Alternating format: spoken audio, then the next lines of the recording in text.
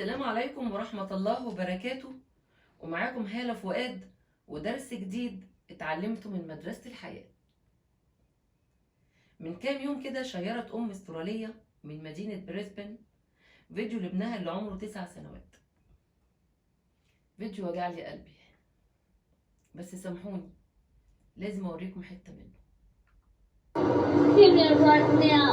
Bringing someone so to the top. You want me? Even you think I'm looking at you. You don't even do anything. And Mrs. George told me to come and get in the class. I didn't want to do it right now. I didn't want to bang my head into a class. I want someone to kill me and get at me. And this is the impact. زي ما شفتم كده الولد منهار وبيطلب من مامته انها تجيب له سكينة علشان يضرب نفسه بيها. ولد 9 سنين وعايز يموت نفسه. لما الأم سألته انت ليه يا ابني عايز تموت نفسك؟ قال لها ان الولاد في المدرسة بيتريقوا عليه علشان هو كذب. وللأسف المدرسين بدل ما ياخدوه في حضنهم لا هم كمان بيضحكوا على ضحك الولاد عليه. وقال لمامته انتي كمان مش بتهتمي بيا. اللي انا عايزه اقوله ان الولد ده خلاص مات. ما هو مش كل شخص بيخرج منه نفس بيبقى حي. ياما ناس ماتوا من كلام قتلهم، وياما ناس كانت ميتة بس الكلام الحلو حياهم ورد فيهم الروح. يقول المولى عز وجل: بسم الله الرحمن الرحيم، ومن أحياها فكأنما أحيا الناس جميعا. صدق الله العظيم. وحتى لو الواد ده عاش أكيد هيبقى عايز يقتل كل القلوب اللي حواليه زي ما قلبه هو اتقتل بسبب الحقد والكره اللي زرعوه في قلبه منهم لله. بجد قد ايه السخرية دي مؤذية ومحبطة، والإنسان لو ما تابش منها يبقى من رحمة ربنا إنه يدوقه منها علشان يفوق من اللي بيعمله في الناس. مرة واحنا في الكلية كان معانا زميلة لينا ما كانتش بتسيب أي حد في حاله، على طول بتتريق على خلق الله وتضحك وكأنه نوع من خفة الدم. وياما قلنا لها خلي بالك علشان فلان ده زعل، كانت تقول ما يزعل براحته ده نكدي وما بيحبش الضحك. لغاية ما مرة كنا واقفين وكان معانا زميلة لينا نظرها ضعيف ولابسة نضارة، كنا بنقرأ جدول الامتحانات. صاحبتنا اللي نظرها ضعيف قالت ايه الكلمة دي؟ معلش مش شايفة كويس. صاحبتنا اللي عاملة نفسها دمها خفيف فضلت تضحك وتقول لها وكمان عمية، وفضلت طول اليوم تضحك وتتريق عليها.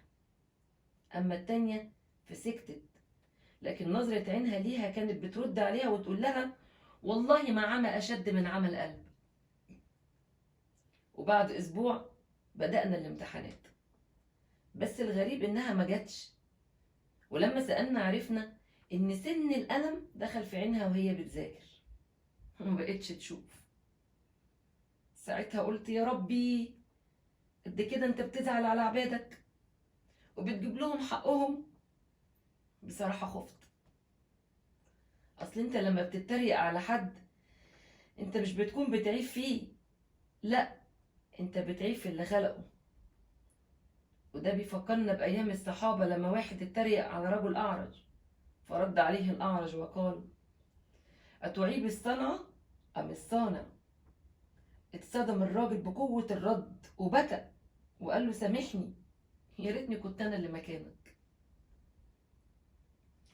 السخرية هي حالة من التعالي، والواحد بيكون شايف نفسه أحسن من اللي قدامه ومش متخيل إنه ممكن يبقى زيه ويمكن أسوأ. قال رسول الله صلى الله عليه وسلم لا تظهر الشماتة في أخيك فيرحمه الله ويبتليك. ويقول المولى عز وجل بسم الله الرحمن الرحيم. ويل لكل همزة لمزة. الويل هو التوعد بالعذاب، والهمزة هي السخرية بالإشارة، واللمزة هي السخرية بالكلام. ويقول رب العالمين: بسم الله الرحمن الرحيم. يا أيها الذين آمنوا لا يسخر قوم من قوم عسى أن يكونوا خيرا منهم، ولا نساء من نساء عسى أن يكن خيرا منهن. صدق الله العظيم. طب ازاي نبطل سخرية؟ 1. التوبة. 2. الناس اللي غلطنا فيهم نحاول نراضيهم، بس من غير ما نفضح نفسنا قدامهم. يعني مش لازم نقول لهم احنا كنا بنتريق عليكم زمان، خلاص عفى الله عما سلف وربك ستار الحليم. 3. البيت والبيئة والتربية من الصغر، يعني لازم تكون قدوة لولادك. 4. الصحبة الصالحة، اللي لما تلاقيني بتريق على الناس سواء قدامهم أو من وراهم تنبهني وتقولي خلي بالك ربنا سمعنا وشايفنا. 5. لازم أعرف إني لما بستهزأ بحد مقامه بيعلى ومقامي أنا بينزل عند الله. أظن دي لوحدها كفاية، لأنه بياخد من حسناتي.